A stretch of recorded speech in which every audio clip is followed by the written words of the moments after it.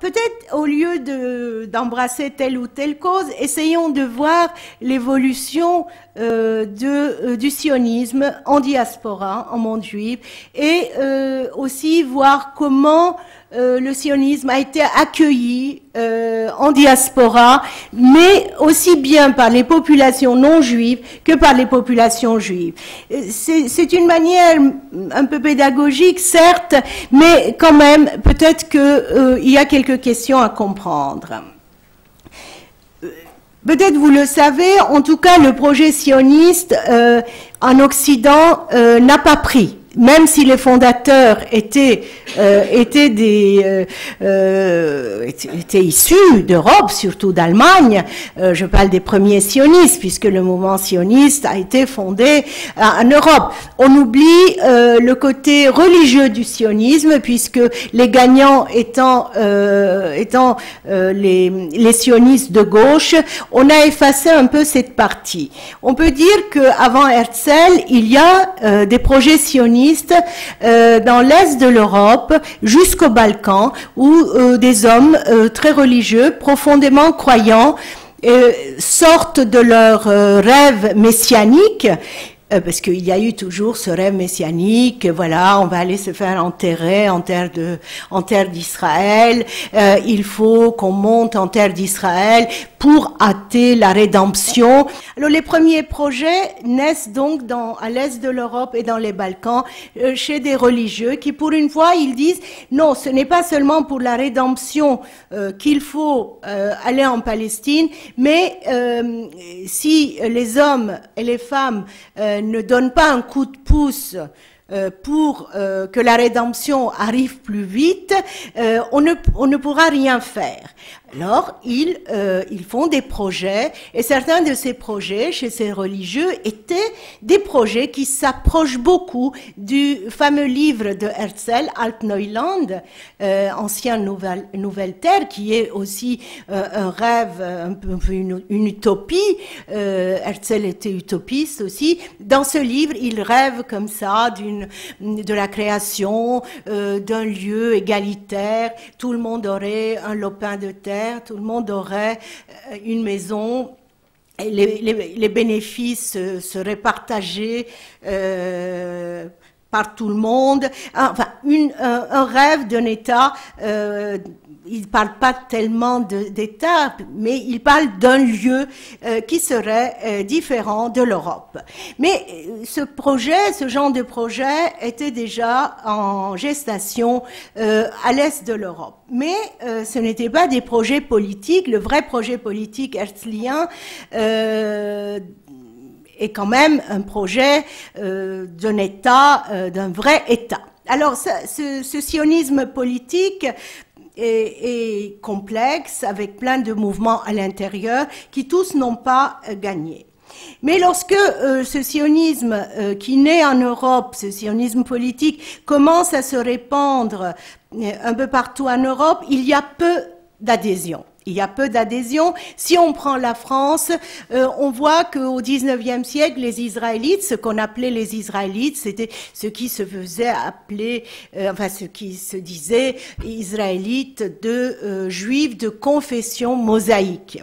Ce mot a disparu, comme vous le savez, et aujourd'hui il peut sonner un peu, peut avoir une connotation quelque peu, chez certains, peut représenter un brin d'antisémitisme, parce qu'aujourd'hui, on est passé de l'israélite au juif. Mais c'est important de le souligner, puisque l'israélite du 19e, il se sent d'abord français. Et ce n'est absolument pas une sorte de loyauté factice, non, il se sent d'abord français. Et quand on lit les livres des premiers historiens des Juifs, pour des gens comme Théodore Reinach, la France est le pays de l'espoir. C'est avec l'émancipation commençait l'ère messianique. L'ère messianique, plein d'espoir.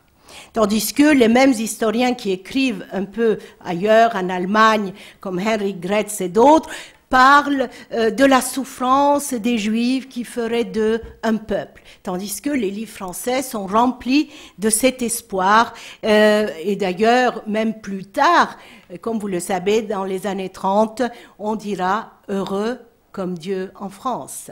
Hein, ce sera la devise des Juifs venus d'Europe de l'Est.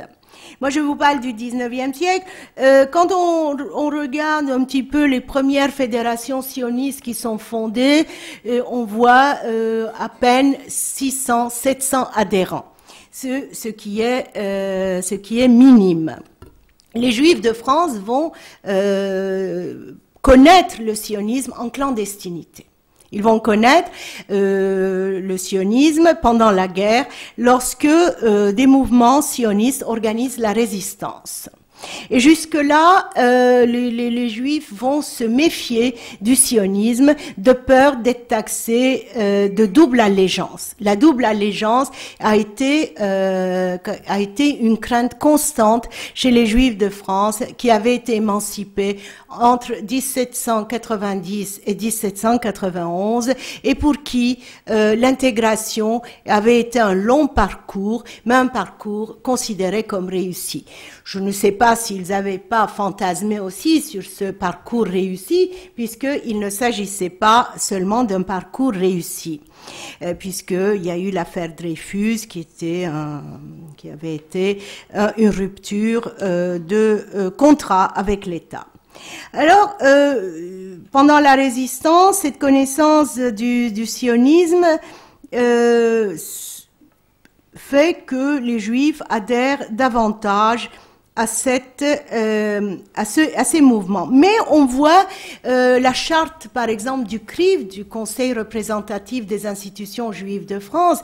Vous avez entendu parler, enfin plutôt de de l'abréviation CRIF, qui est aujourd'hui un groupement plutôt politique, puisque le judaïsme français était organisé autour du consistoire après l'émancipation.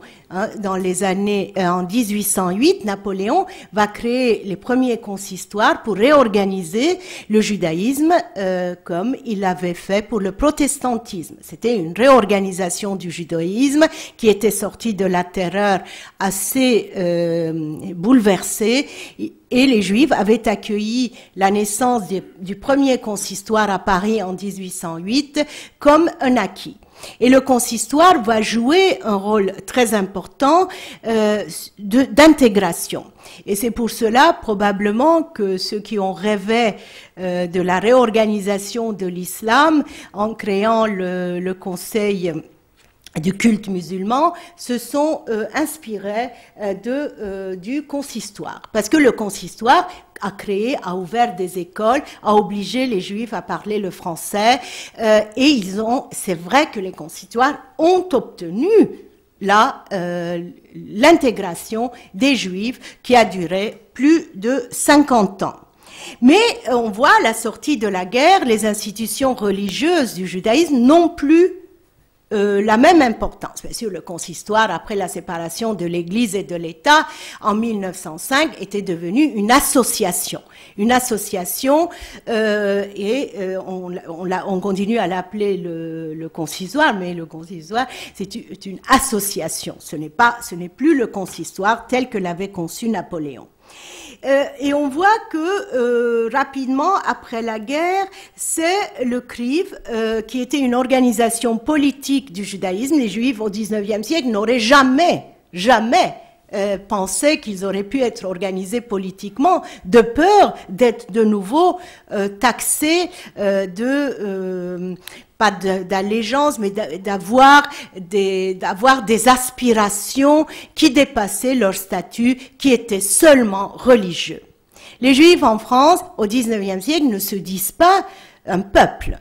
Ils évitent ce mot, ils se disent appartenir à une religion, mais une religion qui ne devait pas être publique, mais qui devait être pratiquée en secret, pas en secret, mais à la maison. C'était quand même une religion qui ne devait pas apparaître trop, mais qui faisait des Juifs une religion, à tel point que les Juifs au 19e siècle ont même adopté le mot race, qui aujourd'hui nous ferait peur.